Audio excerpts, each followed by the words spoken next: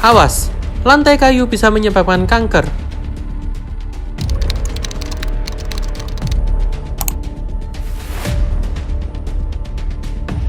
Dari banyak material lantai kayu, lantai vinil lah yang paling berbahaya karena terdapat kandungan plastik dan pemasangan yang menggunakan lem. Pada lantai vinil dan lem, terdapat kandungan VOC yang berbau sangat tajam dan mudah menguap. Kedua bahan tersebut memiliki kandungan VOC dalam bentuk petalai dan formaldehyde.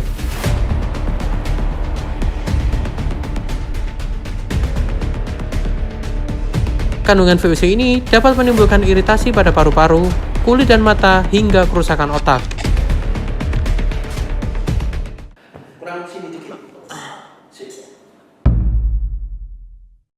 Halo guys, ya banyak sekali muncul pertanyaan ke saya tentang bahayanya lantai kayu jika dipasang di rumah. Kata-katanya selangit.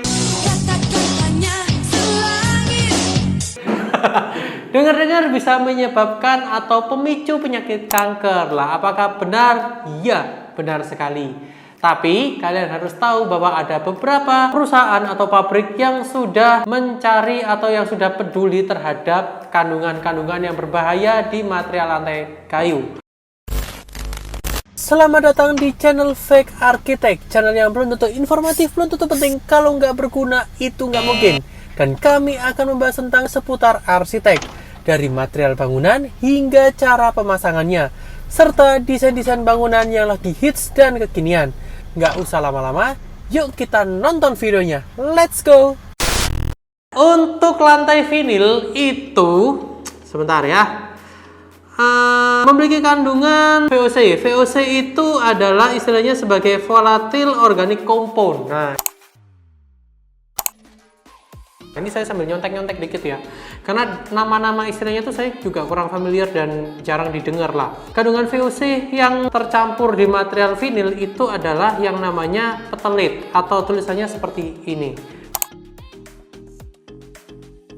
Jadi di beberapa vinil itu sebelum dikeluarkan untuk dijual ke banyak konsumen, beberapa pabrik yang memang memiliki regulasi yang baik mengeluarkan sertifikat untuk menunjukkan bahwa dia itu eco-green atau ramah lingkungan. Salah satu indikatornya adalah kandungan VOC yang terkandung di dalam material vinil itu tidak boleh lebih dari 0,5%. Jika berada di atas itu akan menjadi pemicu atau penyebab terjadinya penyakit kanker. Salah satu yang bisa saya ambil contoh adalah dari test report SGS dari produk Almaflor. Nah, ini.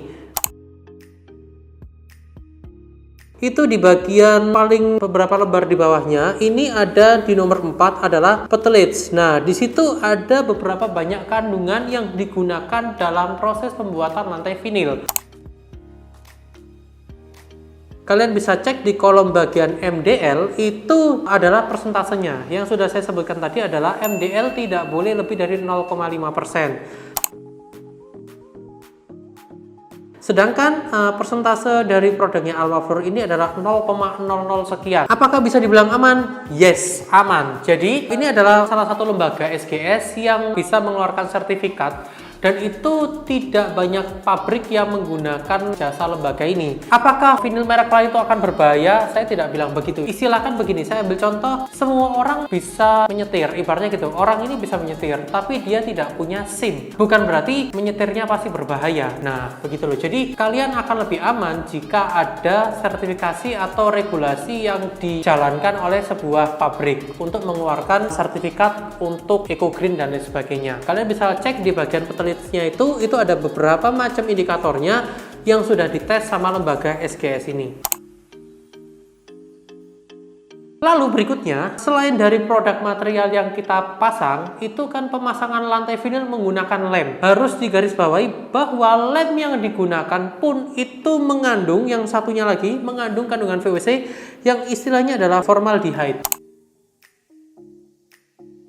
Formaldehyde ini adalah salah satu cairan yang digunakan untuk pelarut sebuah cairan. Tapi formaldehyde ini sifatnya cepat menguap. Nah, itu biasanya digunakan pada salah satunya adalah lem. Lem yang kita gunakan ini karena banyak sekali pertanyaan pakai lem apa, pakai lem apa, pakai lem apa. Sekalian saya kasih tahu aja. Lem yang sering kita pakai itu adalah lem Fox Kijang berwarna hijau.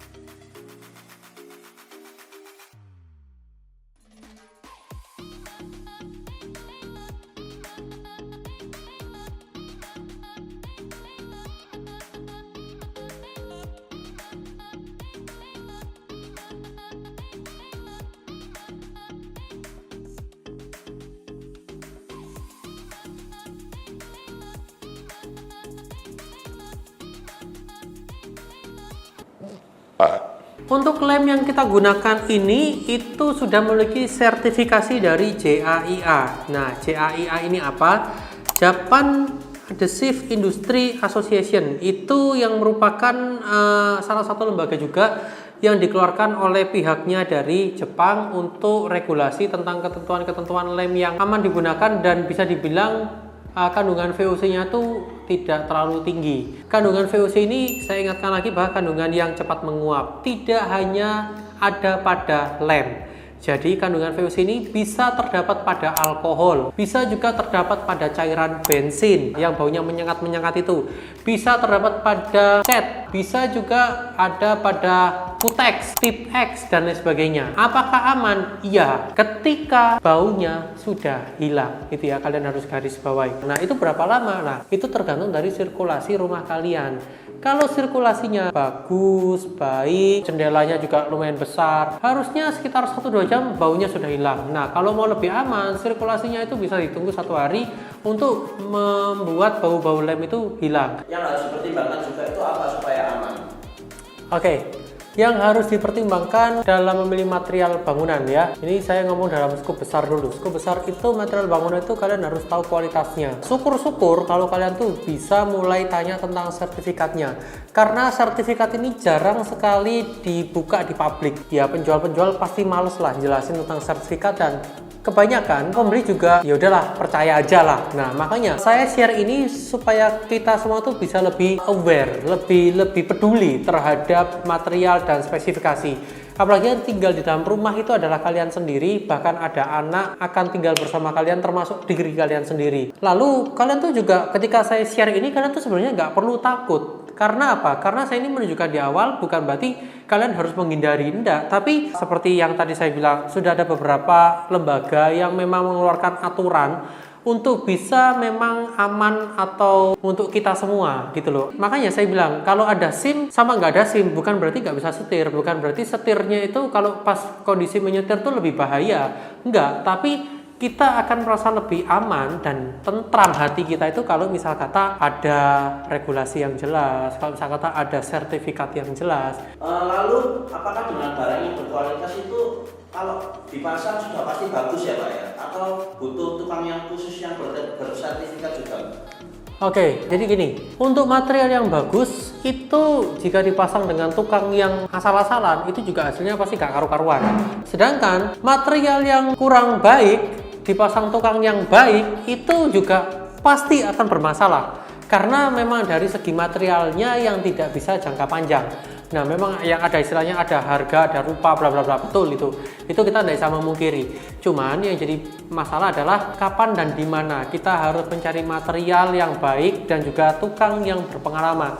Untuk sertifikasi tukang itu bisa dibilang nggak ada. Kalau tukang itu nggak ada license-nya sendiri, karena semua orang tuh bisa mendadak jadi tukang, juga bisa mendadak pura-pura jadi tukang, gitu loh, semua orang. Nah, lalu gimana untuk license-nya untuk tukang? Sebenarnya gini, kalau di tempat saya itu ada yang namanya garansi pemasangan. Nah, itu membuktikan bahwa ya sama, kalau kalian pun mau barangnya itu ada sertifikatnya, kayak gimana kayak kembali lagi, berani kasih garansi apa enggak, ya kan? Nah, kalau berani kasih garansi, ya kalian nggak perlu takut, nggak perlu khawatir, gitu loh. Jadi bisa dibilang materialnya sudah harus bagus, tukangnya sudah harus bagus, sertifikatnya ada, garansi pemasangan. Itu mantep kalau kalian bisa dapat toko seperti itu. Ya, salah satunya toko saya. Oke, Sementara itu dulu, semoga jawaban dan penjelasan tentang kandungan VOC, tentang petelet dan formaldehyde ini bisa menjawab setiap permasalahan kalian, menjawab setiap kegelisahan kalian. Wena. Oke, seperti itu guys ya. Seperti biasa, nggak usah nge-like, nggak usah nge-share, nggak usah subscribe channel ini kalau memang video kita ini nggak penting dan nggak berguna sama sekali buat kalian semua. Bye-bye.